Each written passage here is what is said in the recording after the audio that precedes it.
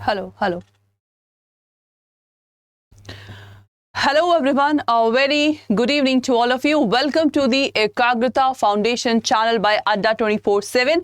आप सबका स्वागत है इस रफ्तार सीरीज में, जहां पे मैं एडवोकेट निकिता सिंह आप लोगों की बिजनेस लॉ की मेंटोर यहां पे प्रेजेंट हुई हूं। भाई वी नो दैट मई से आप लोगों का एग्जाम शुरू है, तो उससे पहले जो हम लोगों का रेगुलर सेशन चल रहा था उसमें तो हम भाई आराम से हर एक कॉन्सेप्ट को पढ़ रहे थे, क्वेश्चंस को कर रहे थे, इंपॉर्टेंट केस स्टडीज को क्वेश्चंस कर रहे थे। लेकिन अब बारी है वन शॉट रिवीजन में, जहां पे हम लोगों का टारगेट रहेगा एक पर्टिकुलर एक्ट को एक दिन में कंप्लीट करने का। But we know that your Indian contract act, because आप लोगों के सिलेबस में 6 एक्ट हैं और 1 कॉन्सेप्चुअल क्लास है, तो आज के इस सेशन में मैं इंडियन कॉन्ट्रैक्ट एक्ट शुरू करने जा रही हूं और इस एक्ट को मैं 3 सेशन में कराऊंगी। तो आज का जो सेशन है that is your general principle of contract. तो चलिए भाई यहां पे शुरुआत करते हैं हम लोग अपने सेशन की। ओके, देखिए सबसे पहले आज हम क्या क्या टॉपिक यहाँ पे कवर करने जा रहे हैं, इस टॉपिक को सबसे पहले समझेंगे। नेचर ऑफ कॉन्ट्रैक्ट, कॉन्ट्रैक्ट का हम लोग यहाँ पे नेचर समझेंगे। Okay, then we will study the essential point of contract, contract के असेंशियल पॉइंट क्या है। देन कंसिडरेशन टॉपिक आप लोगों का है। देन परफॉर्मेंस ऑफ कॉन्ट्रैक्ट के बारे में पढ़ेंगे। देन कंटीजेंट और क्वाज़ाई कॉन्ट्रैक्ट में डिफरेंस क्या है, दोनों का मतलब क्या होता है, और लास्ट में आप लोगों का है ब्रीच ऑफ कॉन्ट्रैक्ट। तो ये हमारे टॉपिक्स हैं जो कि हमें आज यहाँ पे कवर करने हैं। ठीक है, तो चलिए स्टार्ट करते हैं सेशन। सबसे पहले जो आप लोगों का इंडियन कॉन्ट्रैक्ट एक्ट है, कब का है? 1872 का है, राइट। कभी आप लोगों ने सोचा कि ये जो आप लोग का एक्ट है 1872 का, why it is the part of your syllabus? क्योंकि ये जो ईयर है देख रहे हो ना भाई, उस समय हम लोगों के इंडिया में ब्रिटिशर्स का राज हुआ करता था, but still we are following that law. Why? ये क्लास आप लोग का 2 वे इंटरेक्टिव क्लास है, आपको भी पार्टिसिपेट करना है। जो मैं क्वेश्चन बोलूंगी आप लोग को रिप्लाई करना है कमेंट बॉक्स पे। बताइए class, why? Why Indian contract that is of 1872 is the part of your syllabus? देखिए क्लास, 1872 हमारे सिलेबस का पार्ट क्यों है? क्योंकि जो हमारा संविधान है, कॉन्स्टिट्यूशन ऑफ इंडिया, जो कि 1950 का है, तो संविधान में एक आर्टिकल है that is article what? 372। Article कौन सा है? 372 ऑफ द इंडियन कॉन्ट्रैक्ट, जो कि बोलता है कि पुराने जो भी आप लोगों के एक्ट हमारे इंडिया में अभी चल रहे हैं, जिसे लोग फॉलो कर रहे हैं, वो तब तक चलेंगे जब तक कि कोई मिसमैच ना हो जाए। So because of that article we are following the previous law, जो कि हमारे इंडिपेंडेंस से भी पहले बने हैं। Is that okay? नाउ अब जो टॉपिक है इंडियन कॉन्ट्रैक्ट एक्ट का, क्या ये एक नया टॉपिक है या इस टॉपिक को हम लोग पढ़ चुके हैं? ये हमारे माइंड में क्वेश्चन अराइज होता है। तो मैं आप लोग को यहाँ पे बोलना चाहूंगी कि जो भी आप लोग का सिलेबस का पार्ट है फाउंडेशन लॉ का, ये सारे एक्ट हम डे टू डे लाइफ में अप्लाई करते हैं। अब एक सिंपल सा एग्जाम्पल आप लोग के सामने यहाँ पे मैंने प्रेजेंट किया है। देखिए भाई, हम लोगों के घर में मम्मी पापा भाई बहन सबका नंबर आता है खाना बनाने का, लेकिन बेसिकली मम्मी हमारे लिए ब्रेकफास्ट बनाती हैं। ओके, तो मम्मी ने डिश तैयार किया। अब मम्मी यहाँ पे बेटे को क्या कर रही है? मम्मी अपने सन को, ठीक है, क्या कर रही है? ऑफर कर रही है कि बेटा ये ब्रेकफास्ट ले लो। और बेटा भी भाई बहुत अच्छा है, बेटे ने क्या किया? सन ने मम्मी की बात मानी, ठीक है, और सन ने क्या किया? उस ब्रेकफास्ट को एक्सेप्ट किया। देखो, खाने का मतलब क्या है? खाने का मतलब है, उस खाने को एक्सेप्ट करने का मतलब है भाई उसने उसको एक्सेप्ट किया, राइट? Offer, acceptance. अब ये 2 वर्ड आप लोगों के कॉन्ट्रैक्ट के आते हैं, तो इन दोनों वर्ड को आप लोग याद रखिए, ऑफर, एक्सेप्टेंस। उसके बाद क्या होगा भाई, ऑफर एक्सेप्टेंस। अब मैं आप एक फॉर्मूला आप लोग को यहां पे बताऊं तो ऑफर एक्सेप्टेंस के बाद क्या होता है, ऑफर हुआ, ये एक्सेप्टेंस हुआ। सो क्लास इसको बोला जाता है, दैट इज कॉल्ड प्रॉमिस। तो भाई बेटे ने प्रॉमिस किया ना, जब बेटा खा रहा है तो एक तरह से बेटे का प्रॉमिस है कि यस मम्मा मैं पूरा ब्रेकफास्ट खत्म कर दूंगा। तो बेटे ने प्रॉमिस किया कि मैं सारा ब्रेकफास्ट यहाँ पे खत्म कर लूंगा, दैट इज कॉल्ड प्रॉमिस। ठीक है, अब एक बात बताओ भाई, इस नाश्ते के बदले में क्या बेटा मम्मी को 50 रुपए, 100 रुपए, 500 रुपए प्लेट देगा क्या? बताइए। ये आप लोगों से क्वेश्चन है जो भी सेशन को यहाँ पे देख रहे हैं, बताइए क्लास। क्या यहाँ पे बेटा, भाई मम्मी ने देखो क्या पेश किया है, अब मुझे समझ में तो नहीं आ रहा, बट यहाँ पे टोस्ट रखा हुआ है, पानी रखा हुआ है, मम्मी कुछ ब्रेकफास्ट टेस्टी सा बना रही है, तो क्या यहाँ पे बेटा कुछ खाने के बदले में क्या हम अपने पापा मम्मी को रुपए दे दें कि मम्मी वाह आज तो लाजवाब खाना बना है, ये लीजिए 500 की पत्ती। हम लोग ऐसा नहीं करते हैं। मतलब ये जो हम लोगों का सिनेरियो है यहाँ तक के फिनिश हो गया। क्यों? क्योंकि बेटे ने खाना खा लिया, मम्मी खुश, बेटा खुश, bye bye. Is that okay? चलो जी, अब देखिए यहाँ पे नेक्स्ट एग्जाम्पल जो मैं आपके सामने लेके आई हूं। नेक्स्ट एग्जाम्पल में क्या है, सपोज यहाँ पे ये अरुण है, ओके, और ये हमारे हैं पवन, अरुण एंड पवन। ठीक है, अरुण को गाड़ी अपनी बेचनी है, ये जो अरुण है, अरुण को अपनी कार बेचनी है। तो अरुण ने पवन से क्या किया, ऑफर किया कि मैं अपनी कार 1 लाख में बेच रहा हूं। तो भाई कार का प्राइस क्या रखा, कार का प्राइस रखा 1 लाख रुपए। भाई पवन रेडी हो गया क्योंकि ये कार बाहर कितने में मिलती है, 10 लाख में मिलती है, और अरुण ने सिर्फ 1 साल इस गाड़ी का यूज किया और गाड़ी रेडी हो गया बेचने को। तो भाई पवन के तो बल्ले बल्ले हैं, पवन रेडी हो गया 1 लाख देने को। तो यहाँ पे क्या हुआ क्लास, यहाँ पे पवन ने 1 लाख रुपए दिया अरुण को और अरुण ने कार दे दिया पवन को। तो इन दोनों के बीच ये जो पैसे का लेन देन, कार का लेन देन हुआ है, इसी को बोलते हैं कॉन्ट्रैक्ट। क्या बोलते हैं? इसको बोलते हैं सिंपली कॉन्ट्रैक्ट। तो अब यहाँ पे क्लास जो मैं फॉर्मूला आप लोगों को बताऊंगी, फॉर्मूला यहाँ पे याद रखिएगा, जो कॉन्ट्रैक्ट का फॉर्मूला है, सबसे पहले एक पार्टी ने ऑफर किया, ऑफर को हम क्या करते हैं, अपोजिट पार्टी एक्सेप्ट करता है। तो यहाँ पे हमारे अरुण ने ऑफर किया और पवन ने एक्सेप्ट किया। तो जब ऑफर एक्सेप्टेंस होता है इसको बोलते हैं प्रॉमिस। भाई प्रॉमिस फ्री में तो हुआ नहीं है, प्रॉमिस में दोनों पार्टी की तरफ से कुछ ना कुछ लेन देन हुआ है। तो क्लास कंसिडरेशन क्या है, कार है और कंसिडरेशन आप लोग का रुपए है, तो ये आपका कंसिडरेशन है। इसी को बोलते हैं व्हाट, एग्रीमेंट। क्या बोलते हैं क्लास, इसी को बोलते हैं एग्रीमेंट। और जब एग्रीमेंट में लॉ इनफोर्स होता है, लॉ इनफोर्स का मतलब है अगर दोनों पार्टी में से कोई भी बात नहीं मानेगा तो इसी चीज को कहा जाता है, आप कोर्ट में जा सकते हैं केस लेके, दैट इज कॉल्ड कॉन्ट्रैक्ट। तो मतलब एग्रीमेंट में अगर हम लॉ को इन्फोर्स करेंगे, एग्रीमेंट क्या है, प्रॉमिस प्लस कंसिडरेशन। मम्मी और बेटे के एग्जाम्पल में बेटे की तरफ से कोई कंसिडरेशन नहीं था, माँ खाना दे रही थी, खाना क्या है, कंसिडरेशन है। लेकिन यहाँ पे दोनों पार्टी का कंसिडरेशन है, अरुण का कंसिडरेशन है पैसा, ठीक है, और पवन का कंसिडरेशन है car.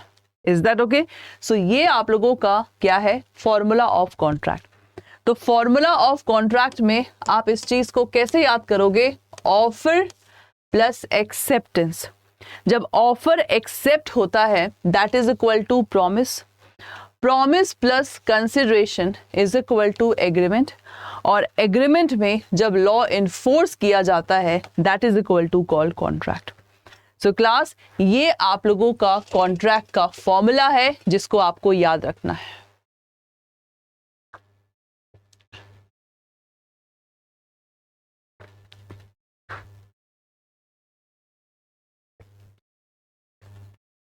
This is the formula of contract that you have to remember.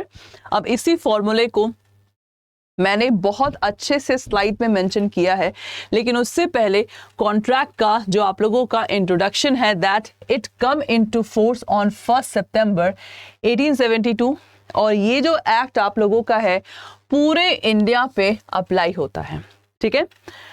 उसके बाद जो कॉन्ट्रैक्ट है क्लास, यहाँ पे देखिएगा कॉन्ट्रैक्ट आप लोगों का 2 पार्ट में डिवाइड है।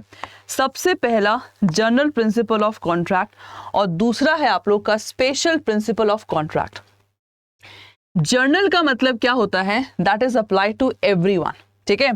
तो सेक्शन 1 to 75 क्या है, सेक्शन 1 से लेकर 75 आप लोगों का जर्नल प्रिंसिपल ऑफ कॉन्ट्रैक्ट है, जो कि पूरे कॉन्ट्रैक्ट एक्ट पे अप्लाई होगा। जो आज का सेशन है, आज क्या है आप लोगों का 25 ऑफ मार्च है, जो आज मैं 1 शॉर्ट रिवीजन करवा रही हूँ, ये पूरा आप लोगों का जनरल प्रिंसिपल ऑफ कॉन्ट्रैक्ट है। और जो मैं आपको नेक्स्ट सेशन में कराऊंगी, that is special principal of contract, वो सेक्शन 124 से 238 है सेक्शन। तो मैं इस सेशन को, जब अब हम लोगों का जो नेक्स्ट होगा 1 शॉर्ट रिवीजन, उसमें मैं आप लोग को स्पेशल प्रिंसिपल ऑफ कॉन्ट्रैक्ट यहां पे कराऊंगी।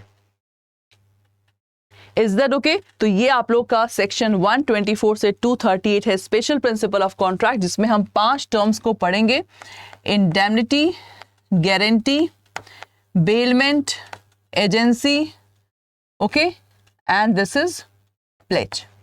ये 5 टर्म्स है, ये 5 आपके स्पेशल प्रिंसिपल ऑफ कॉन्ट्रैक्ट है, जिसको हम नेक्स्ट 1 शॉर्ट रिवीजन में यहाँ पे कंप्लीट करेंगे।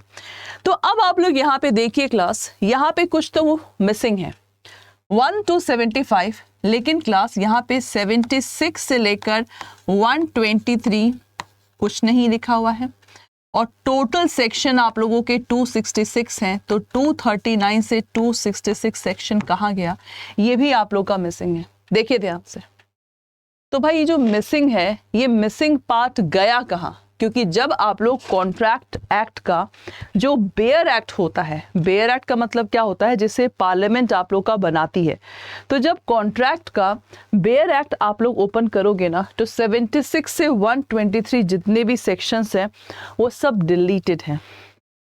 239 से 266 सेक्शंस भी आप लोगों के सब डिलीटेड हैं। तो डिलीट क्यों हुआ है, क्या रीजन है? तो देखिए क्लास, आपके सामने यहां पे 2 एक्ट गिवन है। ये 2 एक्ट क्या है, इंडियन पार्टनरशिप एक्ट और sales of good act. So class, ये जो पोर्शन आप लोगों का हटा है ना, 76 से 123 को डिलीट किया गया है, ये पोर्शन आप लोगों का सेल्स ऑफ गुड एक्ट बन चुका है आज की डेट में।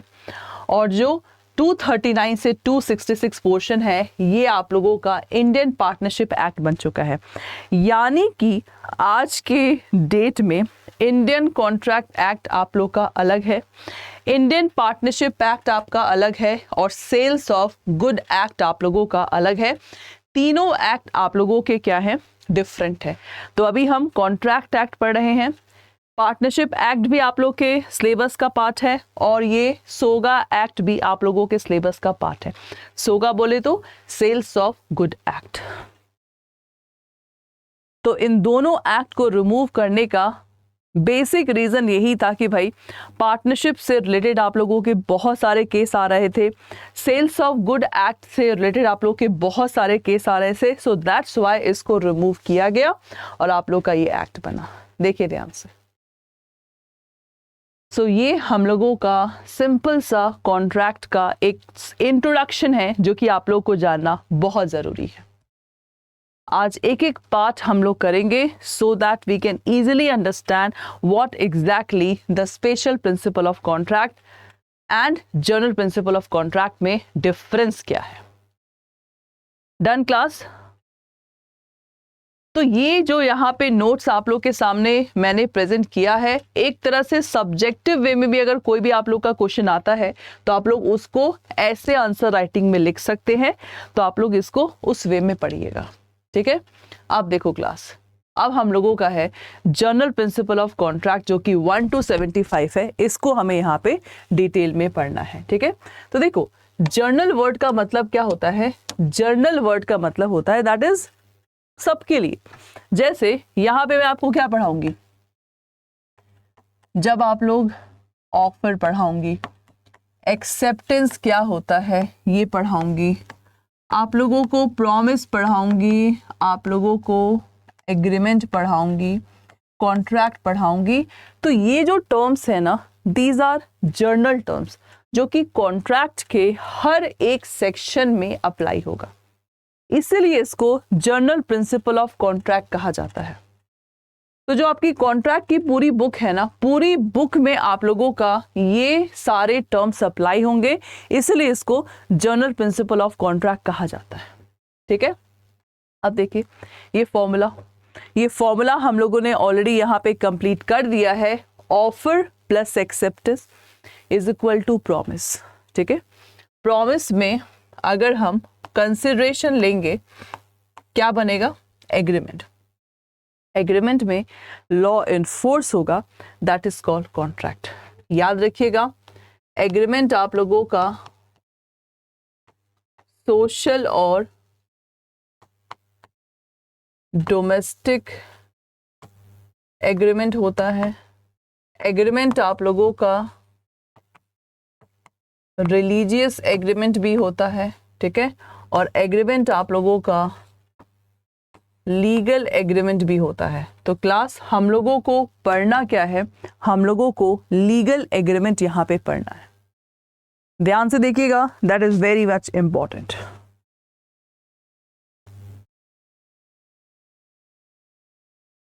हमें क्या पढ़ना है, हमें यहाँ पे लीगल एग्रीमेंट क्लास पढ़ना है, क्योंकि लीगल एग्रीमेंट ही आगे चलकर कॉन्ट्रैक्ट में कन्वर्ट होता है। क्या बोला मैंने, लीगल एग्रीमेंट ही आगे चल के कॉन्ट्रैक्ट में कन्वर्ट होता है। So that's why we have to study this legal agreement. ना हमें सोशल एग्रीमेंट पढ़ना है, ना हमें रिलीजियस एग्रीमेंट पढ़ना है, we only have to study the legal agreement, क्योंकि लीगल एग्रीमेंट में ही लॉ इनफोर्स होता है। इनफोर्स का मतलब होता है जैसे मेरा राइट है, अगर मेरा राइट वॉयलेट हुआ तो मुझे हक है अपने राइट को कोर्ट में इन्फोर्स करने का, इम्प्लीमेंट करने का। So that's why we are studying this law. देखिए ध्यान से, इज दैट ओके? तो देखिए क्लास, अब यहाँ पे देखो, यहाँ पे इंपॉर्टेंट आप लोग को सेक्शंस भी मिलेंगे, इंपॉर्टेंट केस लॉज भी मिलेंगे, और आपका इलस्ट्रेशन भी यहाँ पे मेंशन करके लाई हूँ मैं।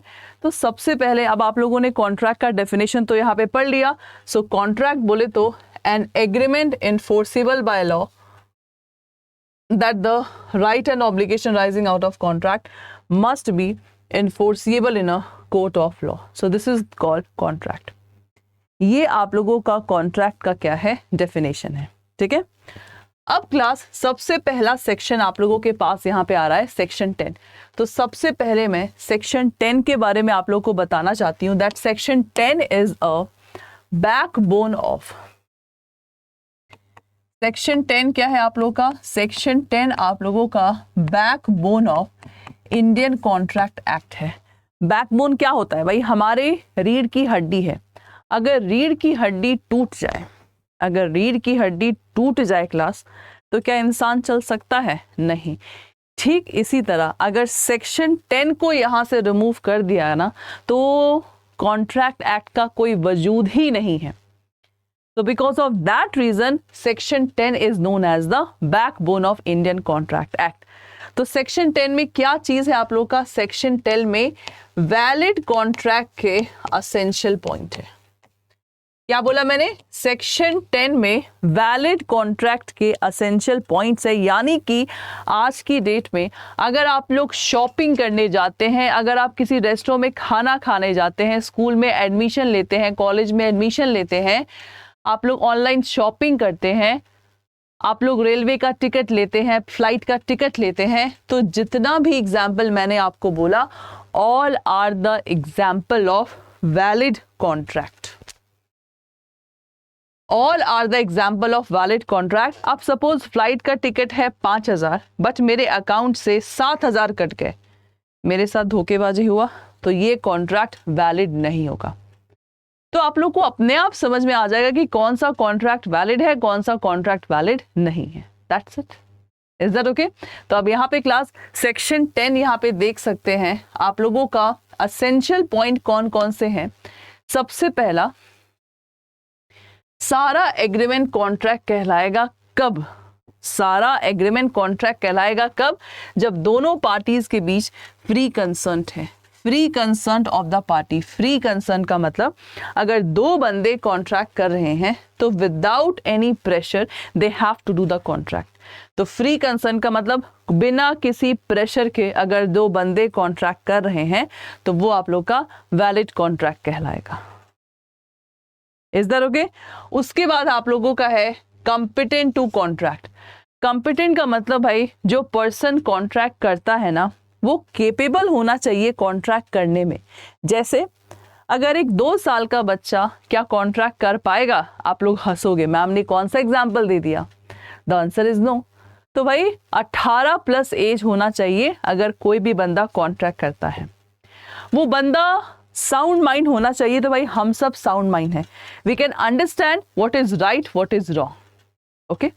और लॉ के द्वारा वो बंदा डिसक्वालीफाई नहीं होना चाहिए। तो अगर ये सब क्वालिटीज हैं तो वो क्या है? That person is called competent to contract. तो किसी भी वैलिड कॉन्ट्रैक्ट में दोनों पार्टीज को कॉम्पिटेंट होना जरूरी है। लॉफुल कंसिडरेशन, कार, पैसा, दोनों लॉफुल कंसिडरेशन था। अब कार के बदले में 10 kg हीरोइन दिया, ड्रग्स दिया, that is not lawful consideration. Lawful consideration नहीं होगा तो वैलिड कॉन्ट्रैक्ट में कन्वर्ट नहीं होगा आपका। देन लॉफुल ऑब्जेक्ट, भाई किसी भी कॉन्ट्रैक्ट का जो ऑब्जेक्ट है वो हमेशा लॉफुल होना चाहिए और कॉन्ट्रैक्ट आप लोगों का वॉइड नहीं होना चाहिए। क्या है? वॉइड नहीं होना चाहिए, दैट्स इट। ठीक है क्लास? तो बस अब आप लोगों को यहाँ पे कॉन्ट्रैक्ट का फॉर्मूला तो समझ में आ ही गया होगा। Contract is equal to agreement plus enforceability वाला, और एग्रीमेंट क्या है? Offer plus acceptance is equal to agreement. ठीक है? अब एक लाइन है जो कि आप लोगों के क्वेश्चन के फॉर्म में आ सकता है। वो लाइन क्या कहता है? ध्यान से सुनिएगा। सारा कॉन्ट्रैक्ट एग्रीमेंट है लेकिन सारा एग्रीमेंट कॉन्ट्रैक्ट नहीं है। सबसे पहले मैं 1 मिनट का टाइम देती हूँ, आप लोग मुझे लास्ट लाइन को 1-2 लाइन में एक्सप्लेन करके दिखाइए कमेंट बॉक्स पे। मैं आंसर्स आप लोगों के देखूंगी, then I will tell you the exact answer. बताइए क्लास, बस 1-2 लाइन लिख लीजिए, मैं समझ जाऊंगी कि आप लोगों को आता है। All contracts are agreement but all agreement are not necessary contract.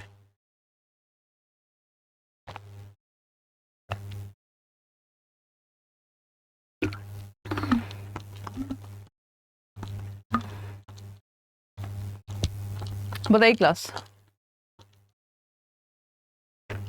बहुत इंपॉर्टेंट है और ये same as it is line आप लोगों के एग्जाम में आ सकता है। एज इट इज लाइन, कोई इसमें इफ एंड बट नहीं, सेम लाइन आप लोगों में यहाँ पे क्वेश्चन के फॉर्म में आ सकता है। सेम लाइन, सारे कॉन्ट्रैक्ट एग्रीमेंट है। क्यों? क्योंकि अगर हम कॉन्ट्रैक्ट का फॉर्मूला यहाँ पे देखते हैं, ऑल कॉन्ट्रैक्ट आर एग्रीमेंट, तो अगर हम कॉन्ट्रैक्ट कह रहे हैं तो एग्रीमेंट से गुजर के ही तो आया है। तो सारा कॉन्ट्रैक्ट क्या है? एग्रीमेंट है। लेकिन सारा एग्रीमेंट कॉन्ट्रैक्ट नहीं हो सकता, क्योंकि जो आप लोगों का सोशल एग्रीमेंट है, जो आप लोगों का डोमेस्टिक एग्रीमेंट है, रिलीजियस एग्रीमेंट है, ये कभी भी कॉन्ट्रैक्ट में कन्वर्ट नहीं होगा। So because of that reason, this is very, very much important statement for your question. ये बहुत important है क्लास, बहुत important है।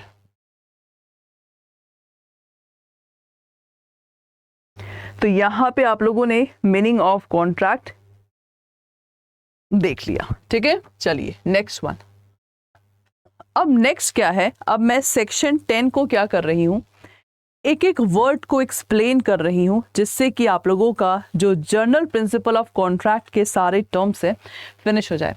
जब हम लोग लॉ कर रहे थे ना, ध्यान से सुनिएगा, जब हम लोग LLB कर रहे थे, मैंने BLLB किया है, तो एक सेमेस्टर यानी कि 6 मंथ में हम लोगों ने जनरल प्रिंसिपल ऑफ कॉन्ट्रैक्ट पढ़ा था और दूसरे सेमेस्टर में हम लोगों ने स्पेशल प्रिंसिपल ऑफ कॉन्ट्रैक्ट पढ़ा था, यानी कि 1 साल में हम लोगों ने कॉन्ट्रैक्ट को कंप्लीट किया।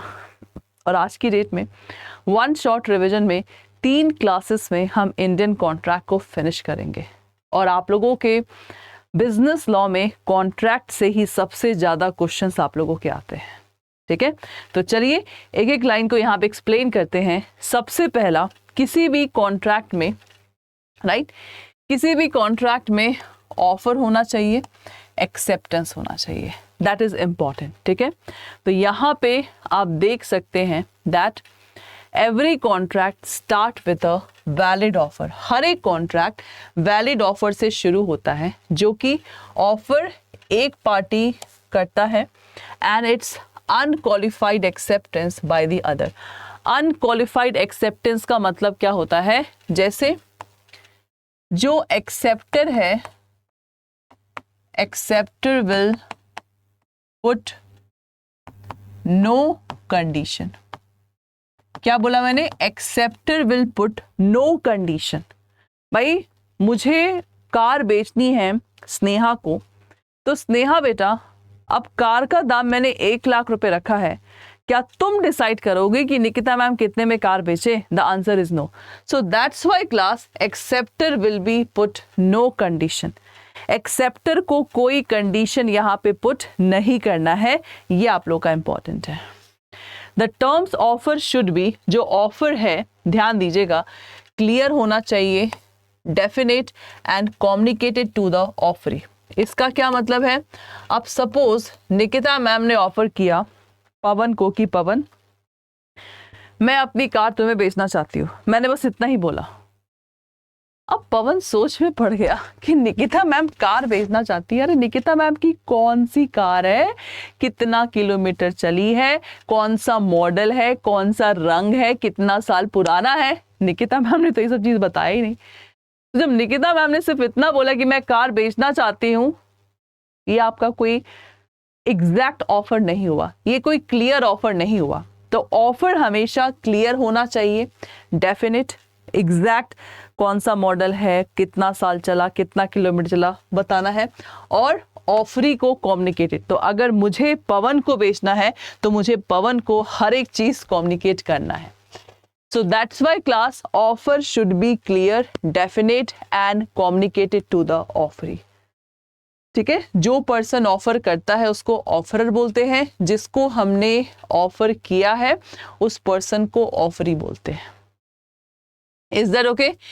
Acceptance should be the mirror. ये टर्म आप लोगों का क्वेश्चन के फॉर्म में आ सकता है, ध्यान रखिएगा। Acceptance should mirror the terms of offer without any modification. यानी कि अगर निकिता मैम ने ऑफर करके बोला है कि मुझे रिप्लाई मेल के थ्रू चाहिए, निकिता मैम ने ऑफर करके किसको, मान लीजिए स्नेहा से कॉन्ट्रैक्ट कर रही हैं, स्नेहा को बोला है कि मुझे मेल के थ्रू रिप्लाई चाहिए, तो स्नेहा बेटा आपको मेल के थ्रू ही रिप्लाई करना है। तो ये जो मिरर वर्ड है ना, acceptance should be mirror the terms of offer. तो जो ऑफर में मैंने टर्म्स रखा है वही टर्म्स आपको पूरा करना है, तब जाके आपका वैलिड कॉन्ट्रैक्ट आगे चल के कहलाएगा। तो ये आप लोगों का क्वेश्चन के फॉर्म में आ सकता है। भाई साथ ही साथ आप लोगों को बताते जा रही हूं मैं, ठीक है, कि क्या आप लोगों का क्वेश्चन के फॉर्म में आ सकता है, ठीक है। तो ये सबसे पहले बहुत इंपॉर्टेंट है, ठीक है, फॉर्मूला तो नहीं, ठीक है, ये वर्ड आप लोगों का और ये सेंटेंस आप लोगों का। तो ये सेंटेंस और आप लोगों का ये sentence as it is question के फॉर्म में आप लोगों का आ सकता है। उसके बाद क्लास यहाँ पे एग्जाम्पल देख सकते हैं। A house owner offer to sell a house for 50 lakh, the buyer agree to purchase it, the offer price, this is the example of valid offer and acceptance. देखिए ध्यान से, ये आप लोगों का वैलिड ऑफर और एक्सेप्टेंस का एग्जाम्पल है। अब ऑफर एक्सेप्टेंस में से अगर कोई सा भी क्वेश्चन आता है तो भाई ये सारे टर्म्स को आप लोग क्या करेंगे, डिफाइन करेंगे, तो आप लोगों का यहाँ पे एक आंसर बन जाएगा। देखिए ध्यान से इसको, दैट इज इंपॉर्टेंट।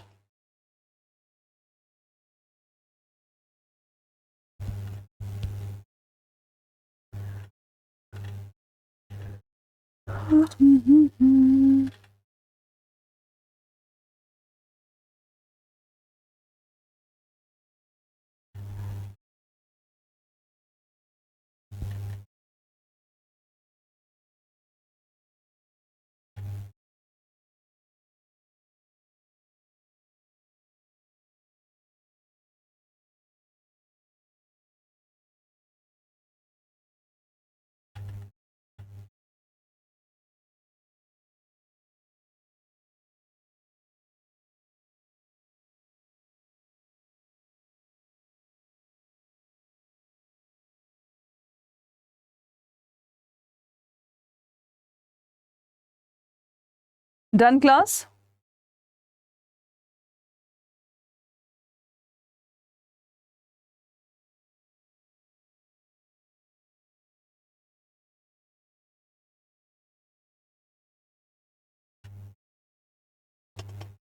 जिसको जो भी डाउट हो प्लीज आप लोग यहाँ पे पूछ सकते हैं कमेंट बॉक्स पे।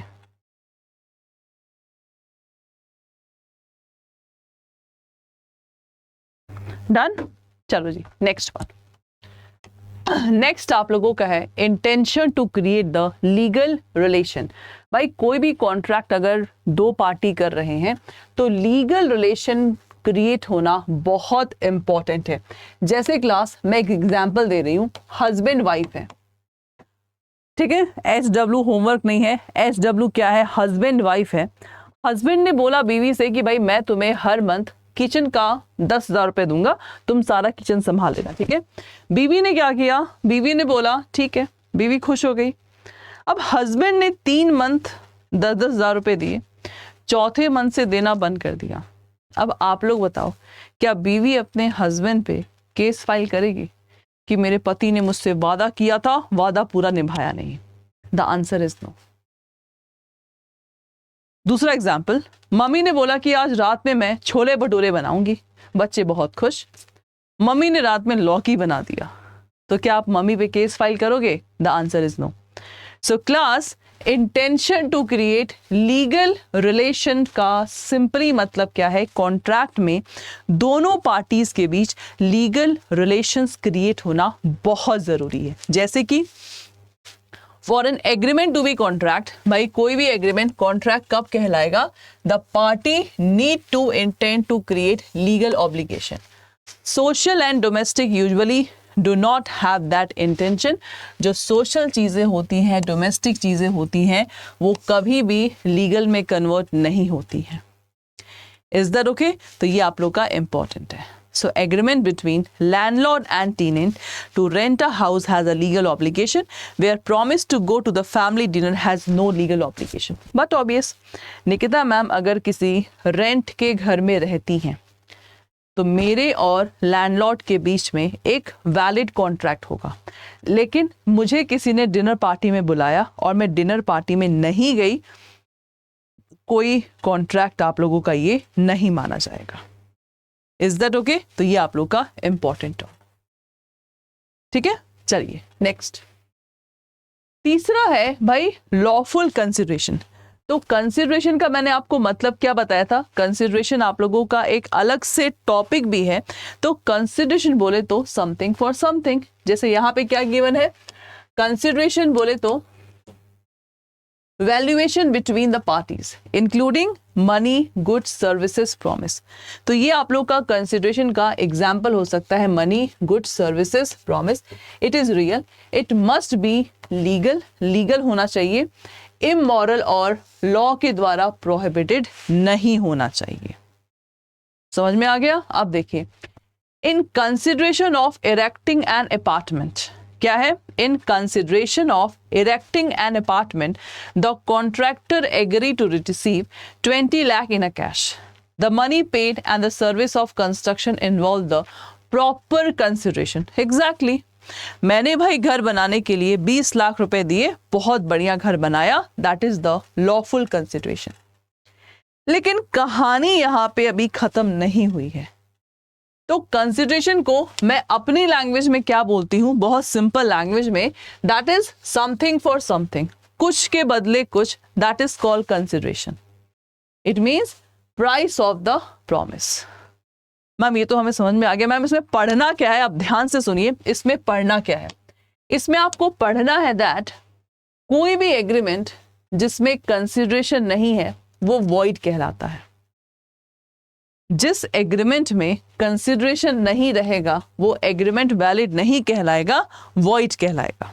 देखो, an agreement without consideration is void, जो कि आप लोग के सेक्शन 25 में लिखा है। और वॉइड का मतलब क्या होता है, which have no legal effect, not enforceable by law, that is called this one. Is that okay? अच्छा जी, तो मैम इसमें कौन सा नया बात हो गया? अब इसमें नया बात ये है, मैं अब आपको इसका एक्सेप्शन पढ़ाऊंगी। एक्सेप्शन क्या है?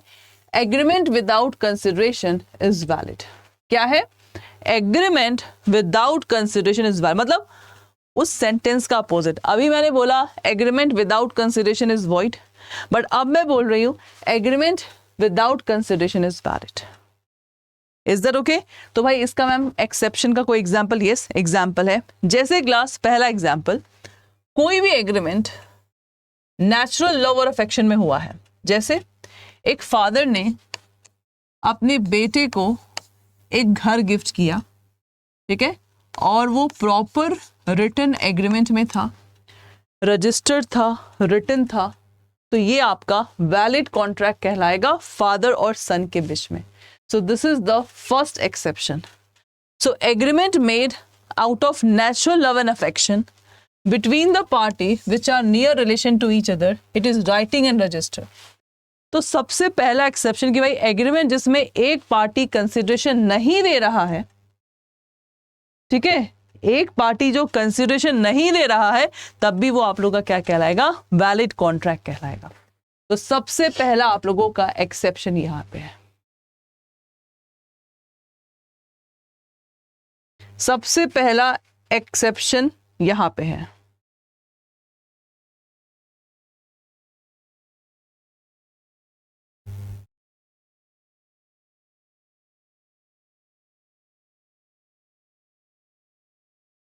ठीक है, उसके बाद दूसरा एक्सेप्शन क्या है?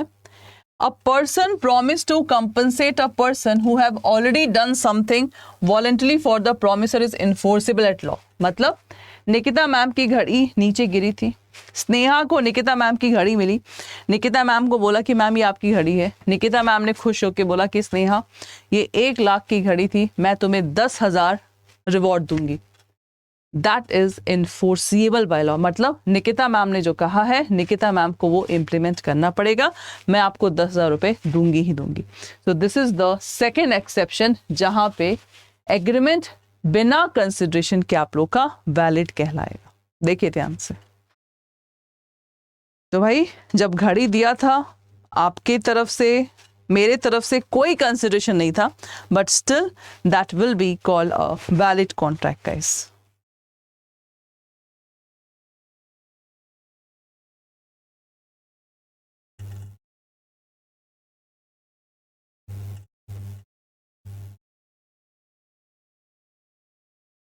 Done class?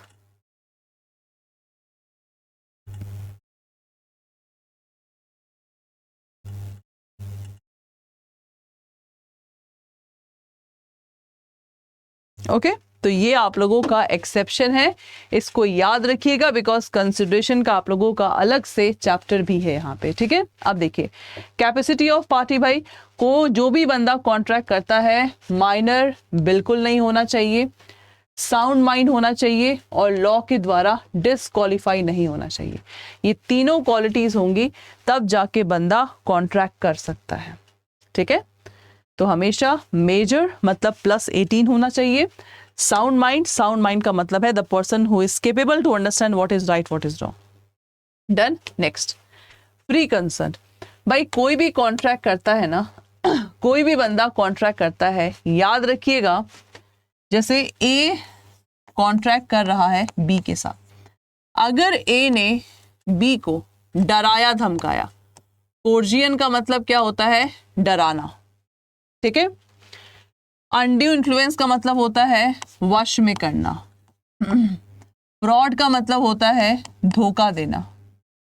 मिस रिप्रेजेंटेशन का मतलब होता है गलत प्रेजेंट करना, और मिस्टेक का मतलब गलती। तो यहाँ पे क्लास ए और बी के बीच में कॉन्ट्रैक्ट हो रहा है।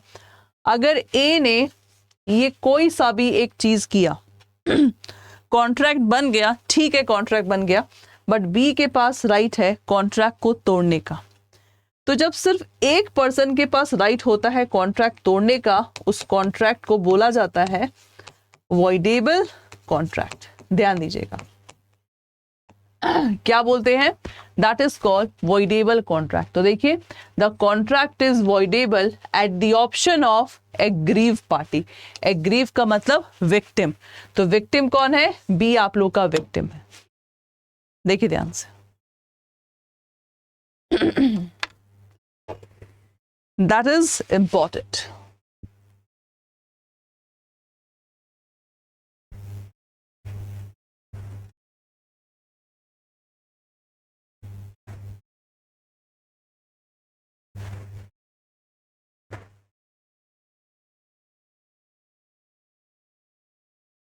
Done, class?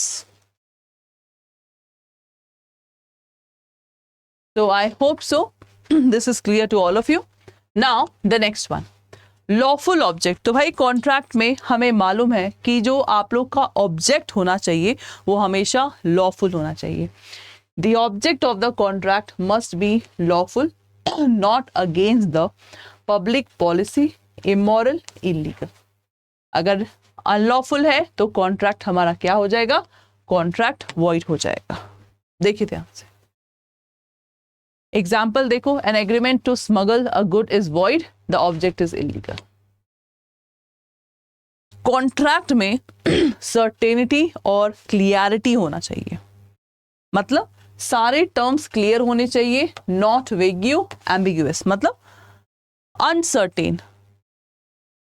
एम्बिगुअस मतलब that is not in clear way, तो अनएम्बिगुअस होने चाहिए, ठीक है। जैसे देखो, the agreement to deliver reasonable quality of rice. भाई मैंने एक दुकानदार से बोला कि देखो भैया मुझे रीजनेबल क्वालिटी ऑफ राइस दो, ये क्या है? दुकानदार क्या समझेगा? दुकानदार मुझे सबसे घटिया वाला चावल दे देगा। That is vague and void. But 100 kg rice at ₹50 per kg is a valid specification. मैंने बोला कि मुझे भैया बासमती चावल देना जो 50 रुपए पर kg का है, तो ये हमारा वैलिड होगा। That is so simple. Done. अब देखिए नेक्स्ट, पॉसिबिलिटी ऑफ परफॉर्मेंस। भाई कॉन्ट्रैक्ट में अगर मैं गाना गाऊं, तुम जो कह दो तो चांद तारों को तोड़ लाऊंगा मैं, और इसके बदले में मैं तुम्हें 10 लाख रुपए दूंगा, दैट इज पॉसिबल। चांद टच करके आ जाओ, मैं 1 करोड़ दूंगा, that is possible? The answer is no. तो कॉन्ट्रैक्ट में should have obligation that are capable of being, क्या है आप लोग का? That is capable of being perform. Contract which is require the performance of act impossible. अगर impossible है हमारा एक्ट में परफॉर्मेंस, तो आपका वॉइड कहलाएगा। भाई दोनों पार्टी केपेबल होने चाहिए कॉन्ट्रैक्ट करने में, एंड जो हम एक्ट करने जा रहे हैं वो पॉसिबल होना चाहिए। देखिए एग्जाम्पल देखो, a contract to deliver goods to a place that has been destroyed by natural disaster is void, because ये इम्पॉसिबल है। कैसे वहां पे सामान लेके आएंगे हम लोग? बताइए कैसे वहां पे सामान लेके आएंगे हम लोग? That is impossible.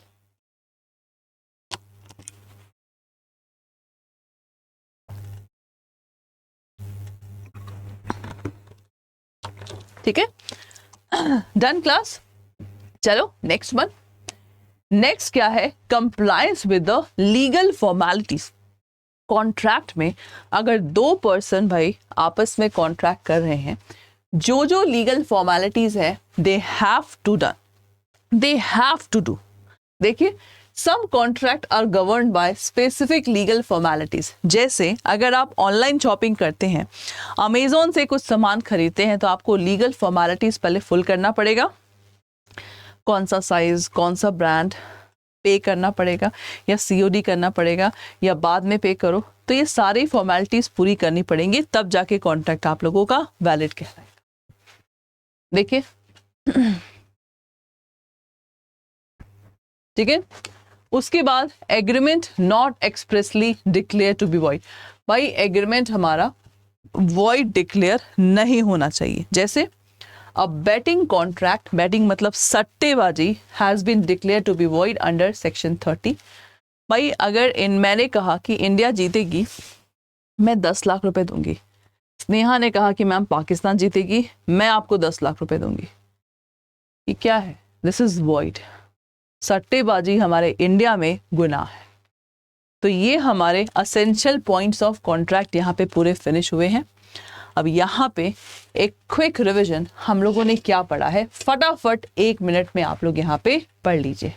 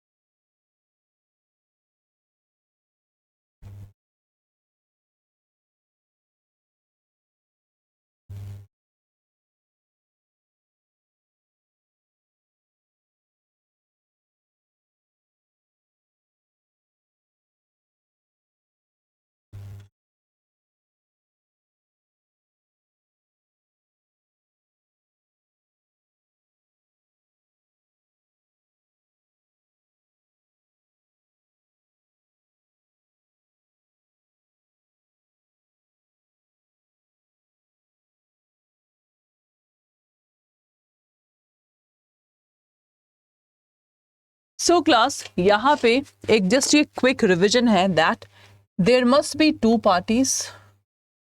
Legal relationship contract में दोनों पार्टीज के बीच होना चाहिए। लीगल फॉर्मेलिटीज होना चाहिए। सर्टेनिटी, पॉसिबिलिटी ऑफ परफॉर्मेंस, दोनों पार्टीज के बीच एग्रीमेंट होना चाहिए। फ्री कंसर्न होना चाहिए दोनों पार्टीज के बीच। Competency of the party, lawful consideration, legal object होना चाहिए और वॉइड डिक्लेयर नहीं होना चाहिए। तो ये सारे आप लोगों के कॉन्ट्रैक्ट के क्या है, असेंशियल पॉइंट है, जो कि हम लोग ऑलरेडी यहाँ पे डिस्कस कर चुके हैं। देखिए ध्यान से क्लास, तो हम लोगों ने यहाँ पे एक पढ़ाव पूरा कर लिया है इंडियन कॉन्ट्रैक्ट एक्ट का। अब कुछ कुछ जो आप लोगों के रिमेनिंग पोर्शन है वो हमें यहाँ पे कंप्लीट करना है।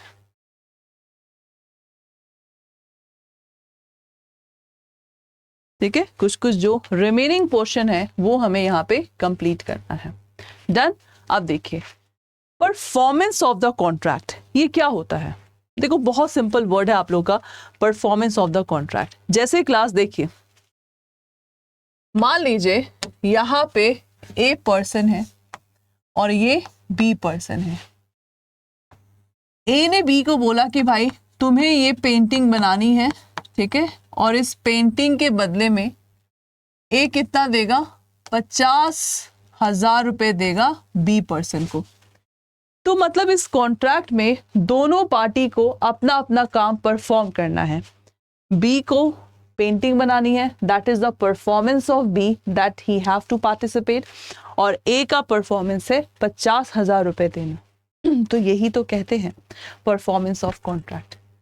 तो कॉन्ट्रैक्ट के 37 से लेकर 67 सेक्शन में आप लोगों का परफॉर्मेंस ऑफ कॉन्ट्रैक्ट यहाँ पे गिवन है, 37 से लेकर 67। तो अब यहाँ पे आप इस सेंटेंस को पढ़ेंगे जो कि लिखा हुआ है, what is performance of contract? The general rule is that the promisor must perform exactly what he agreed to perform at the time of contract। बिल्कुल, मैंने पेंटिंग बनाने को बोला अपोजिट पार्टी को, अपोजिट पार्टी को पेंटिंग बनाना है, मुझे उसको पैसा देना है। भाई हमें कॉन्ट्रैक्ट में जो हम एक्ट कर रहे हैं वही तो परफॉर्मेंस है। परफॉर्मेंस कभी इम्पॉसिबल नहीं होना चाहिए। ये मैं ऑलरेडी आप लोगों को जनरल प्रिंसिपल ऑफ कॉन्ट्रैक्ट के एसेंशियल पॉइंट्स में पढ़ा चुकी हूँ, ठीक है। तो यहाँ पे it is to be noted that the obligation to perform is absolute. The obligation to perform is absolute. Obligation मतलब जो कर्तव्य है, इम्पॉसिबल नहीं, एब्सोल्यूट होना चाहिए। Thus, in a case where the party who wants to enforce the promise made to him must perform his promise. मतलब in a case where the party who wants to enforce the promise made to him must perform his promise. बिल्कुल भाई, मैंने हनी सिंह से बोला कि आपको मेरे hotel में गाना गाना है, तो भाई हनी सिंह को अपना परफॉर्मेंस करना है, that is called performance. Only after performing his obligation can he ask the other party to carry out his promise. जब पेंटिंग बनाएगा तभी तो मैं पैसे दूंगी। That is here. Only after performing his obligation he can ask other party to carry out his promise. This principle is established in section 37. भाई easy है, बस एक एग्जाम्पल के साथ आप लोग इसको समझ जाइए। So therefore it is a duty of both party of the contract to either perform and offer to perform their promise. The performance can be dispensed with an excuse only when he absolved such responsibility under the provision of law and the act of other party to the contract. तो भाई यहाँ पे दोनों party का क्या है, duty of both party of the contract to either perform and offer to perform their promises. अगर नहीं किया then the breach of contract will establish, ठीक है।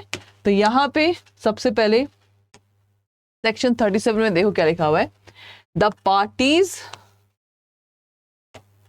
क्या है, the parties to a contract must either perform or offer to perform their respective promises unless such performance is dispensed with or excused under the provision of the Contract Act or any of the other law.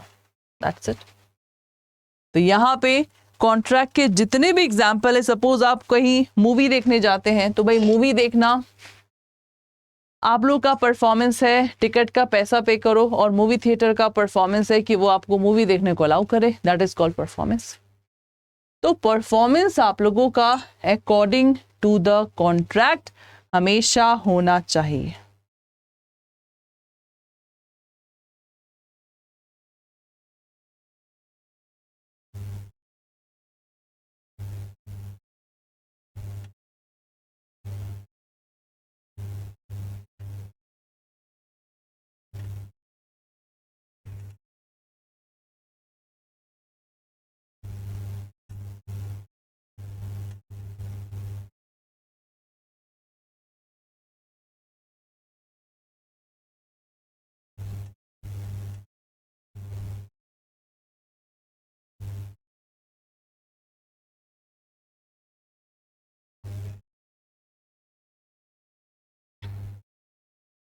Is that okay class?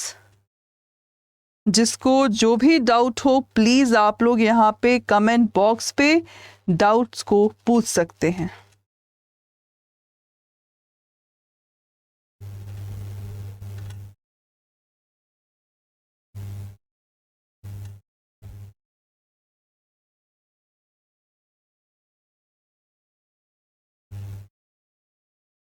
Okay, doubts को आप लोग यहाँ पे अच्छे से पूछ सकते हैं। ओके, तो चलिए क्लास एक एग्जाम्पल यहाँ पे मैं आपको समझाती हूँ। आप देख सकते हैं ए प्रोमिसेस, ए ने क्या किया, प्रॉमिस किया। देखिए ध्यान से यहाँ पे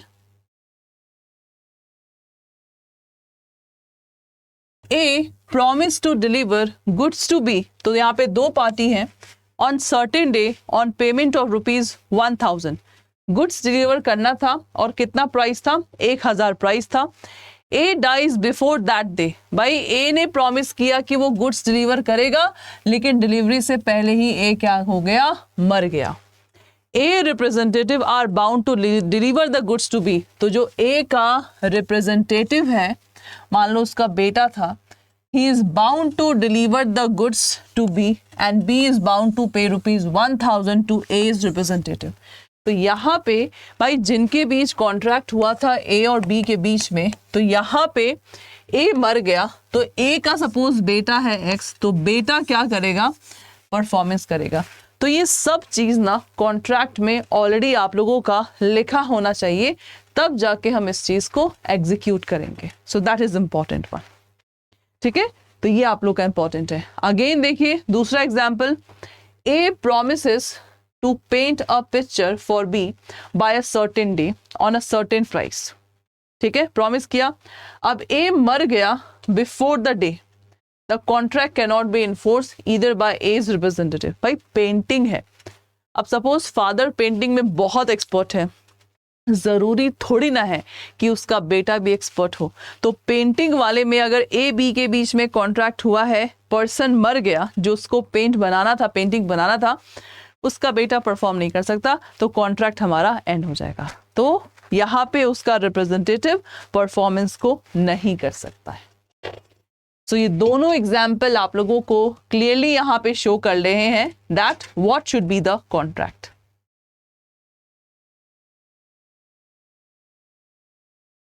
Is that okay, class?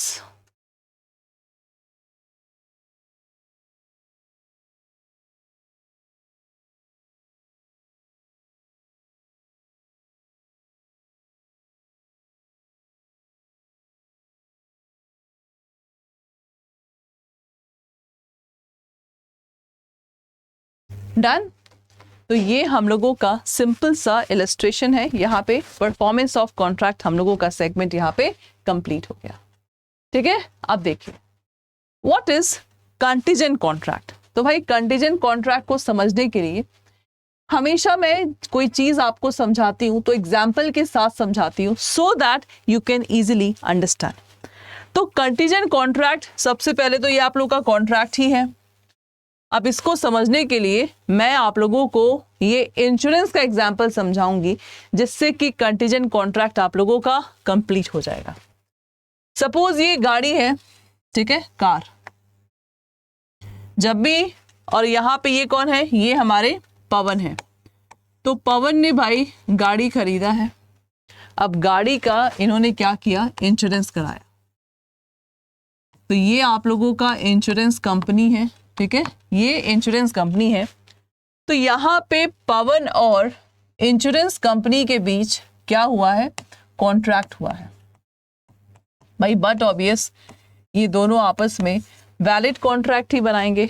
तो इंश्योरेंस कंपनी क्या वादा करती है, इंश्योरेंस कंपनी वादा करती है सबसे पहले जो हमारे पवन है, हर साल का 20,000 रुपये पर मंथ, पर ईयर, 20,000 रुपये पर ईयर इंश्योरेंस कंपनी को पे करते हैं as a premium.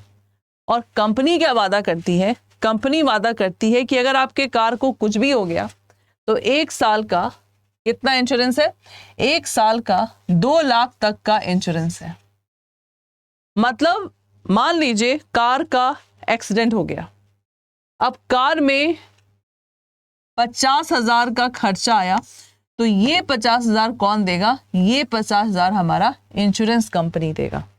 This is called valid contract. तो अब मैं सिंपली यहां पे एक लाइन लिखती हूं दैट व्हेन वैलिड कॉन्ट्रैक्ट, क्या बोला मैंने, when valid contract is depend upon uncertain future event. क्या बोला मैंने, when the valid contract depend upon the uncertain future event, that is called contingent contract। तो भाई पवन और इंश्योरेंस कंपनी के बीच आपका वैलिड कॉन्ट्रैक्ट हो रहा है। ये वैलिड कॉन्ट्रैक्ट कब एग्जीक्यूट होगा, मतलब इंश्योरेंस कंपनी कब पैसा देगी, जब हमारा जो इवेंट है, जो कार का एक्सीडेंट है, वो जब होगा तब। तो कार का एक्सीडेंट होना किसी को नहीं मालूम। सो कार का एक्सीडेंट होना that is a future event and that is uncertain future event. तो ये हमारा कहलाता है कंटीजेंट कॉन्ट्रैक्ट, और कुछ भी नहीं है कंटीजेंट कॉन्ट्रैक्ट। तो इसको बहुत सिंपल वे में यहां पे आप लोग समझ सकते हैं, व्हेन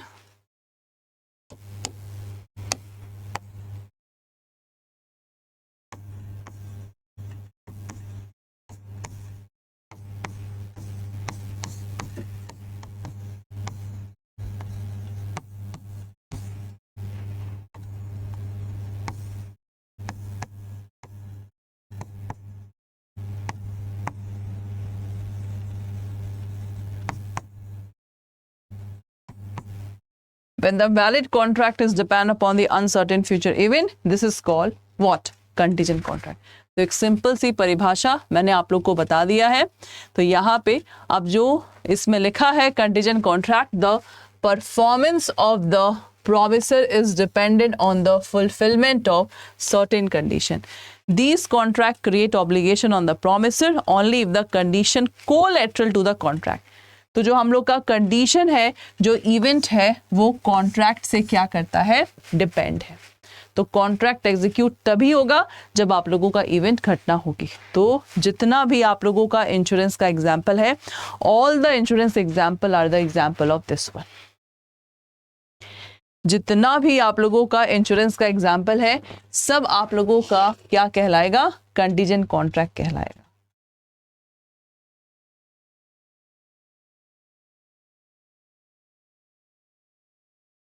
That is important.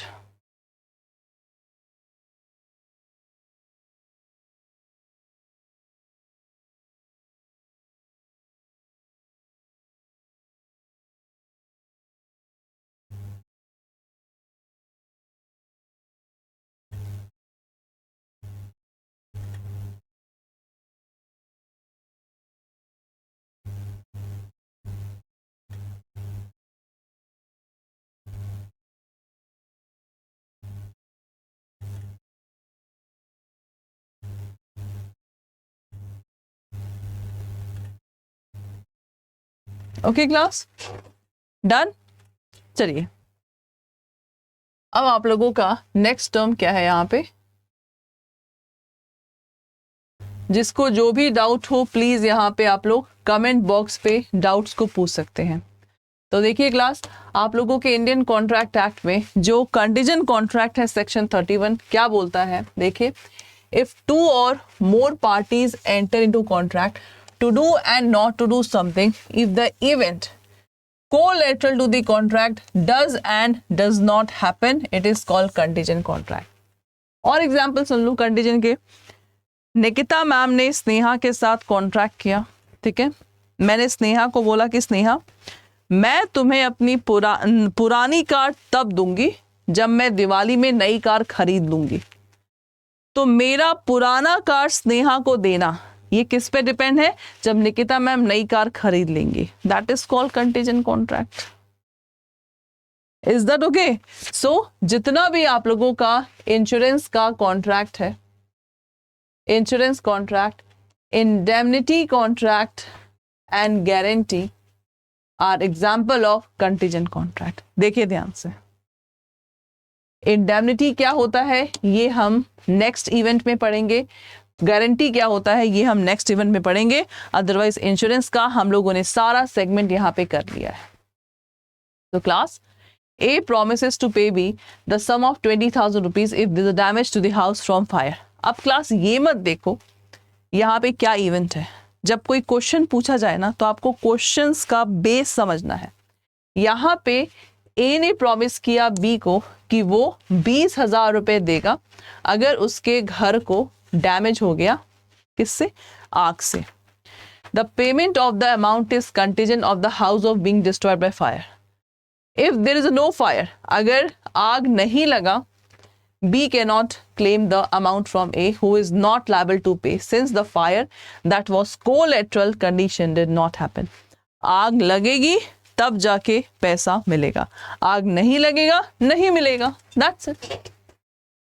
ध्यान से एग्जाम्पल को देखिए क्लास यहाँ पे.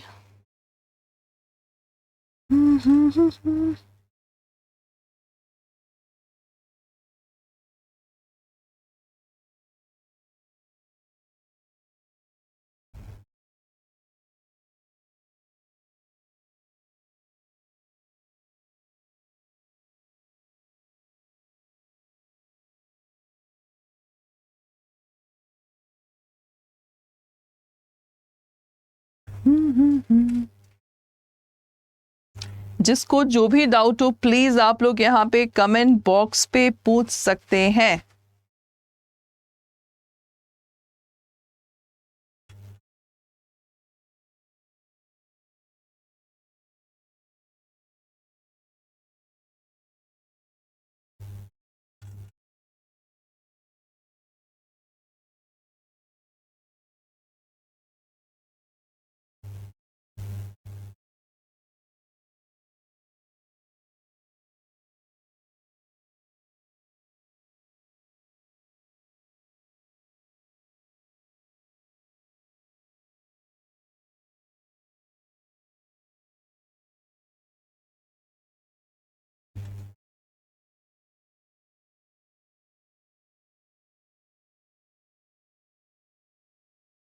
ओके चलिए नेक्स्ट वन.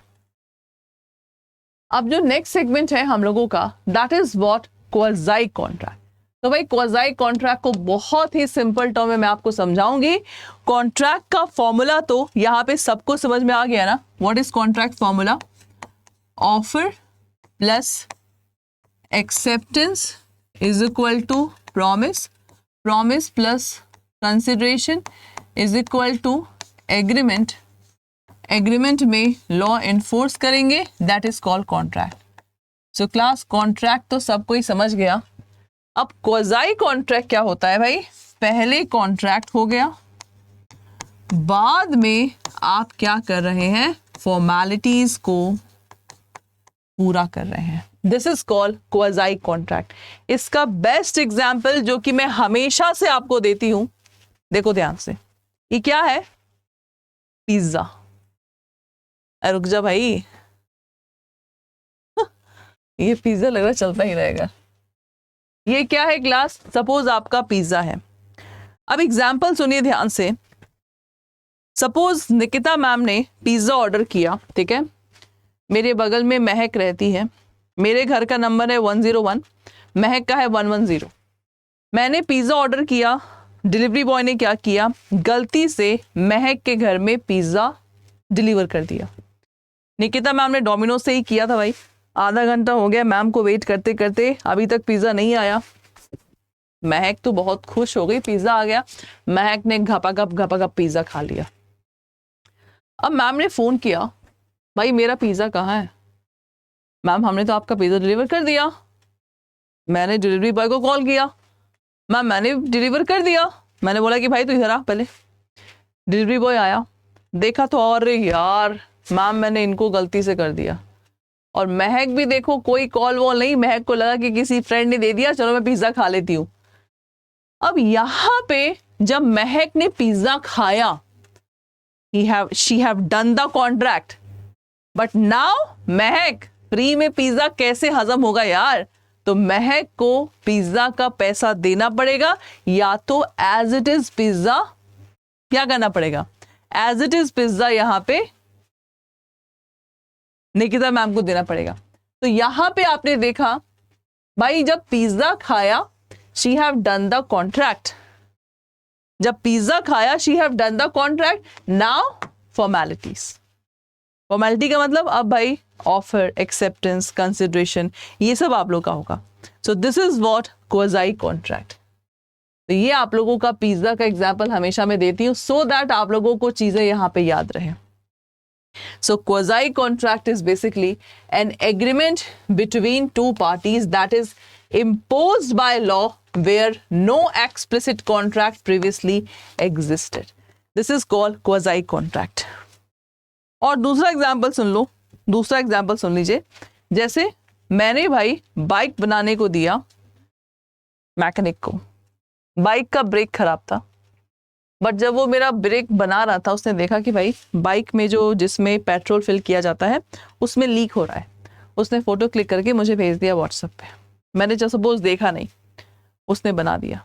अब निकिता मैम आई, निकिता मैम ने बोला कि भाई मैंने तो बस यही बनाने को बोला था. उसने फोटो दिखाया कि देखिए मैम लीक हो रहा था, हमने बनाया. वीडियो उसने दिखाया मुझे. In that way I have to pay the amount of that thing also. मतलब ब्रेक का तो मुझे पैसा देना ही देना है, उसका भी पैसा देना पड़ा. तो जो सेकंड आपका एग्जाम्पल था that is called what? Quasi contract. तो क्वाज़ी कॉन्ट्रैक्ट आप लोगों का यही है, simply agreement between two party that is imposed by law where no explicit, मतलब ऐसा कोई रिटन कॉन्ट्रैक्ट हुआ नहीं था. बट जैसे जब महक ने पिज्जा खाया, कोई रिटन कॉन्ट्रैक्ट नहीं था, बट महक को पिज्जा देना ही पड़ेगा. महक जी फ्री फंड में पिज्जा नहीं मिलेगा आपको, ठीक है? फ्री फंड में पिज्जा नहीं मिलेगा आपको. That's it. Done class. Now तो क्वाज़ी कॉन्ट्रैक्ट के यहाँ पे एग्जाम्पल्स हैं. इस एग्जाम्पल्स को आप लोग अच्छे से यहाँ पे देख सकते हैं. एग्जाम्पल्स में क्या है देखिए. टाइप्स में सेक्शन 72, पहले 68, 69, 70, 71, 72. ये सब आप लोगों के क्वाज़ाई कॉन्ट्रैक्ट के टाइप्स हैं, ठीक है। तो क्वाज़ाई कॉन्ट्रैक्ट में सपोज सेम पेमेंट कर दिया, पेमेंट इक्वली डिस्ट्रीब्यूट होगा, ठीक है। तो ये आप लोगों के सेक्शन है, याद रखिएगा, जो कि आप लोग के टाइप्स ऑफ क्वाज़ाई कॉन्ट्रैक्ट के।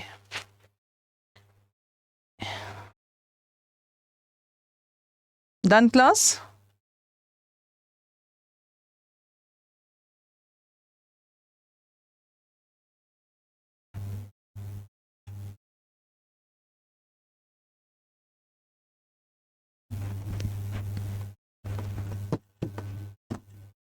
ठीक है, तो इसको अच्छे से याद रखिएगा।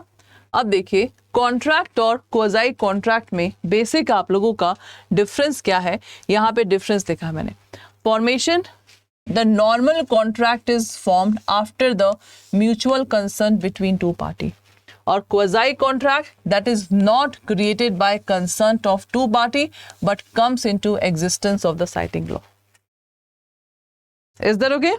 Concern, both party have to give their consent to create contract, but यहाँ पे does not require any consent between the parties,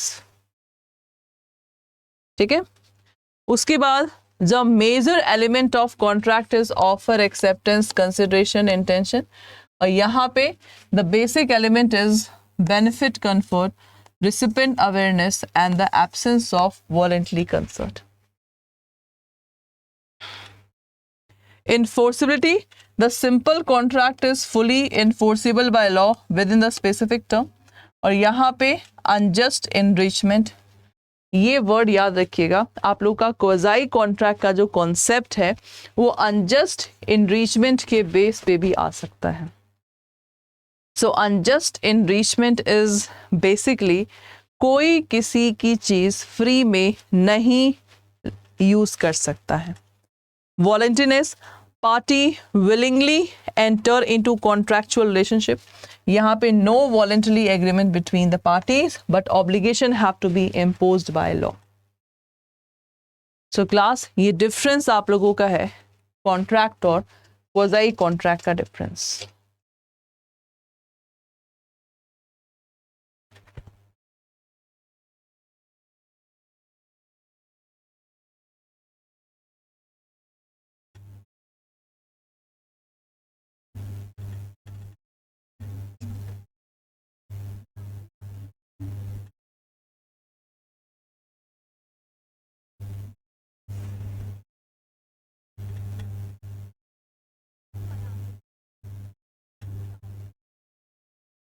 is that okay class? तो ये आप लोग का डिफरेंस है। एग्जाम्पल को बस याद रखिएगा, डिफरेंस अपने आप लोग को समझ में आ जाएगा, ठीक है ना। अब देखिए, अब आप लोगों का ये सेगमेंट क्या है? ये सेगमेंट है कॉन्ट्रैक्ट का क्या है? तोड़ना। तो तोड़ने का मतलब क्या है? That is the discharge of contract. क्या है ये आप लोग क्लास? इसको हम बोलेंगे दैट इज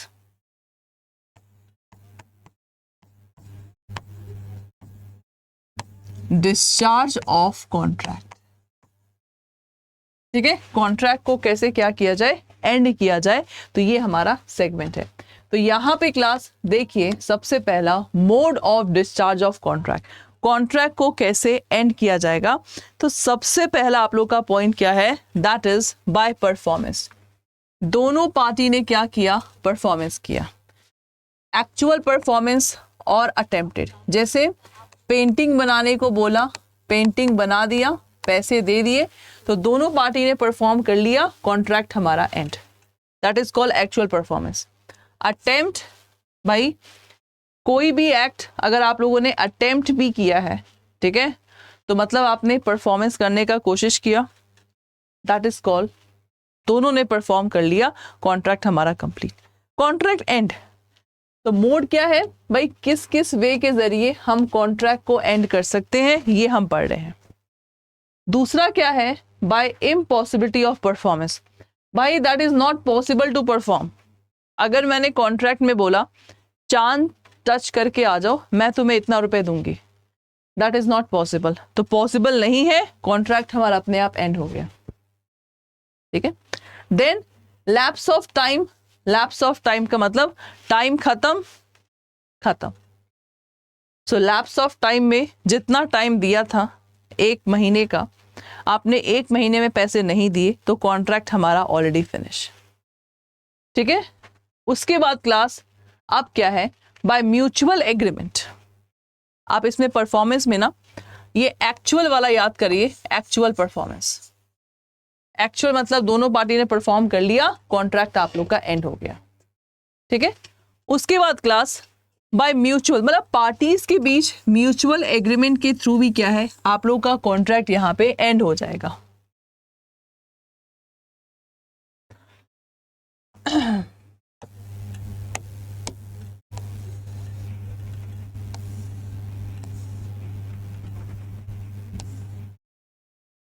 यहां पे एक्चुअल।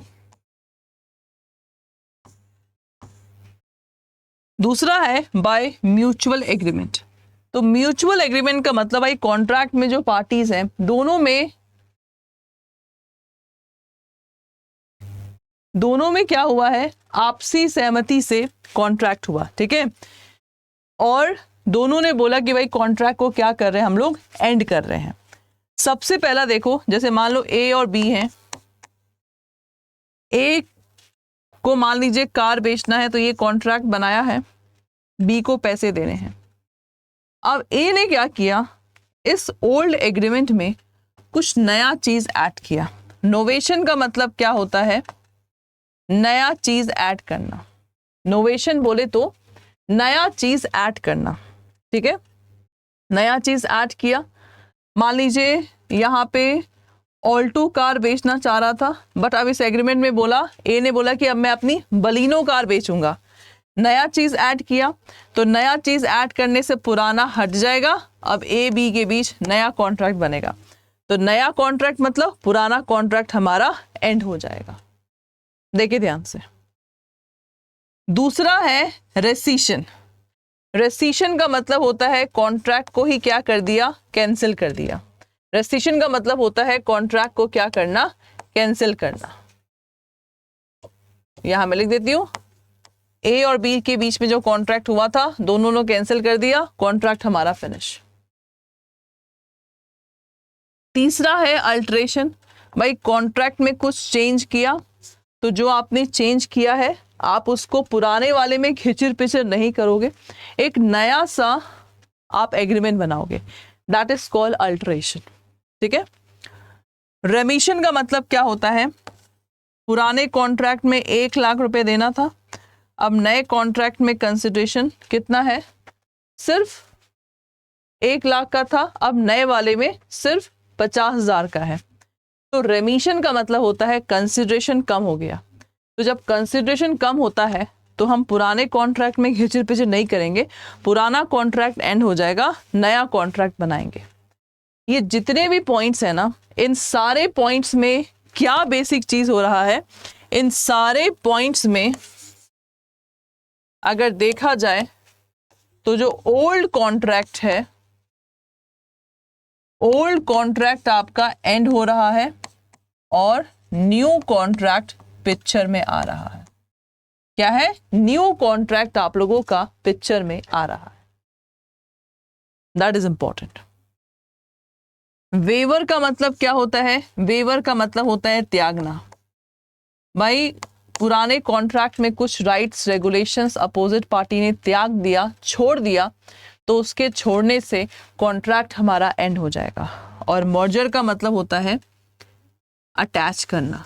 जैसे निकिता मैम ने रेंट पे दिया था घर स्नेहा को, हमने कॉन्ट्रैक्ट बनाया था, लेकिन अब मैं स्नेहा को उसकी ओनर, उस घर का ओनर बना देती हूँ, तो मतलब मैंने बेच दिया। तो मतलब जो मेरा कॉन्ट्रैक्ट था लीज वाला, क्योंकि मैंने आपसे लीज किया था, मैंने आपको रेंट पे दिया था, अब लेकिन मैं आपको सेल कर रही हूँ, तो सेल से क्या हो जाएगा, आप लोग का मर्ज हो जाएगा। So this is again important guys.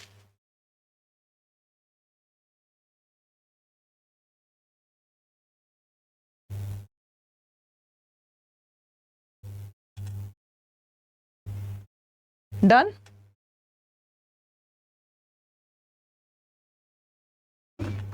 ठीक है, तो यहां पे क्या हो रहा है आप लोग का, जो ओल्ड कॉन्ट्रैक्ट है वो हट रहा है और नया कॉन्ट्रैक्ट आपका बन रहा है। That is called by mutual agreement. तो दोनों पार्टीज के बीच क्या हो रहा है, म्यूचुअल एग्रीमेंट हो रहा है। ठीक है, दोनों पार्टी के बीच क्या हो रहा है, दोनों पार्टीज के बीच आप लोगों का म्यूचुअल एग्रीमेंट यहां पे हो रहा है। Done. Bye operation of law, भाई लॉ का एंट्री, पार्टी का डेथ, दो पार्टीज थे कॉन्ट्रैक्ट में, एक पार्टी का डेथ, कॉन्ट्रैक्ट हमारा खत्म। मर्जर, सेम पॉइंट, मर्जर आप लोग का सेम पॉइंट है जो मैंने यहां पे डिस्कस किया था। रेंट पे दिया था, अब घर को ही मैंने सेल कर दिया। भाई लॉ के द्वारा होगा ना, सेल हम वर्बली तो कर नहीं सकते, लॉ के द्वारा कर सकते हैं। फिनिश। इंसॉल्वेंसी, भाई दो पार्टी थे कॉन्ट्रैक्ट में, एक हो गया कंगाल, कंगाल हो गया, खत्म। अनऑथराइज अल्टरेशन, कॉन्ट्रैक्ट में बिना पूछे चेंज किया गया है, कॉन्ट्रैक्ट हमारा फिनिश। सो ये क्या है आप लोग का, bye operation of law, law के द्वारा एंट्री किया, कॉन्ट्रैक्ट हमारा फिनिश। और लास्ट है by breach of contract, contract ही तोड़ दिया। मतलब मैंने पेंटिंग करने को बोला था स्नेहा को, स्नेहा ने क्या किया, बीच में ही पेंटिंग छोड़ के चली गई। मेरा लॉस हुआ बिकॉज मुझे पेंटिंग को बेचना था, मेरा लॉस हुआ। तो ब्रीच ऑफ कॉन्ट्रैक्ट में अगर आपने किया तो कॉन्ट्रैक्ट हमारा एंड हो जाएगा। तो ये सारे पॉइंट्स है class, these are the mode of discharge of contract. देखिए ध्यान से, this is the mode of discharge of contract, important point. अब इसको हमें एक्सप्लेन वे में पढ़ना है बिकॉज ये आप लोगों के सिलेबस का पार्ट है। ठीक है, what is breach of contract? तो ब्रीच ऑफ कॉन्ट्रैक्ट का मतलब होता है simply the violation of any agreed upon terms and condition of a binding contract, that is called breach of contract. So contract के rules regulations को तोड़ना, that is called breach of contract. क्या बोलेंगे, breach of contract। तो यहाँ पे आप ये सेक्शन को देख सकते हैं, as per section 37 of Indian contract, parties are under obligation to perform their part of the contract. In case a party does not perform its part of the contract, the party would be liable for the breach of contract. बिल्कुल। तो दो तरह के breach of contract होते हैं, actual और anticipatory breach of contract। जैसे class example मैं आप लोगों को यहाँ पे दोनों का देने जा रही हूँ। सबसे पहले actual breach of contract, जैसे मान लीजिए हनी सिंह है, हनी सिंह को गाना गाना है इस एक्स होटल में। ठीक है, हनी सिंह को 7 नाइट गाना गाना है हनी सिंह को। ठीक है, बट हनी सिंह ने क्या किया, 5 रात गाना गाया और कॉन्ट्रैक्ट तोड़ के चला गया। तो हनी सिंह ने सिर्फ 5 रात गाना गाया, बीच में छोड़ के चला गया। This is called breach of, actual breach of contract. तो हनी सिंह ने क्या किया क्लास, हनी सिंह ने एक्चुअल ब्रीच ऑफ कॉन्ट्रैक्ट किया। यहाँ पे क्या किया हनी सिंह ने, एक्चुअल ब्रीच ऑफ कॉन्ट्रैक्ट किया। Is that okay? And what is anticipatory? Same example Honey Singh का मैं लूंगी। हनी सिंह ने कॉन्ट्रैक्ट किया एक्स होटल में कि वो 7 रात गाना गाएगा, लेकिन गाना गाने से पहले ही, मतलब अभी एक भी शुरुआत नहीं किया था, उससे पहले ही कॉन्ट्रैक्ट छोड़ के चला गया। इससे पहले ही क्या किया, कॉन्ट्रैक्ट छोड़ के क्या किया, चला गया। Is that okay? So what is this? This is called anticipatory breach of contract. मतलब परफॉर्मेंस से पहले, याद रखिएगा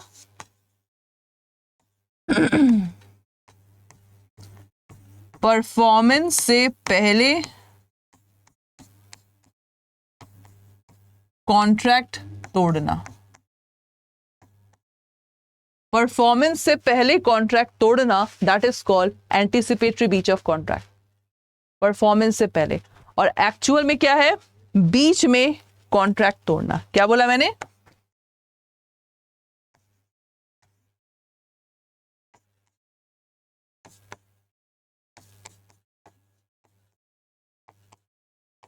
बीच में कॉन्ट्रैक्ट तोड़ना, that is called this one. देखिए ध्यान से,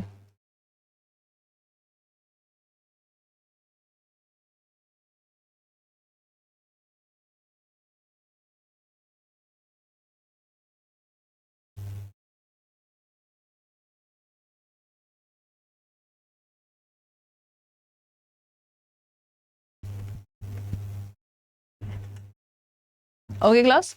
तो ये आप लोगों का एंटिसिपेटरी और एक्चुअल ब्रीच ऑफ कॉन्ट्रैक्ट यहाँ पे हम लोगों ने देखा, ठीक है। तो आप देख सकते हैं यहाँ पे एग्जाम्पल आप लोग के सामने गिवन है। एंटिसिपेटरी जो कि आप लोग का सेक्शन 39 है, it provide for the effect of refusal of party to perform the promise wholly when a party to the contract has refused and disabled itself from performing the promise in its entirely. The promise may put end of the contract unless he has signified the word and conduct his acquiescence in its continuance. The contract hire to build the house inform the owner a month before project start that they lack the resources to complete the job. तो ये क्या है, काम अभी शुरू नहीं हुआ, शुरू होने से पहले ही क्या किया, कॉन्ट्रैक्ट को फिनिश कर दिया, that is called anticipatory breach of contract, ठीक है। और एक्चुअल क्या होता है, bye non performance including the defective performance of contractual obligation, that is called this one.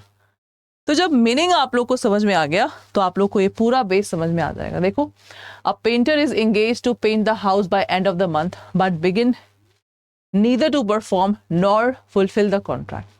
So this is called actual breach of contract. देखिए ध्यान से,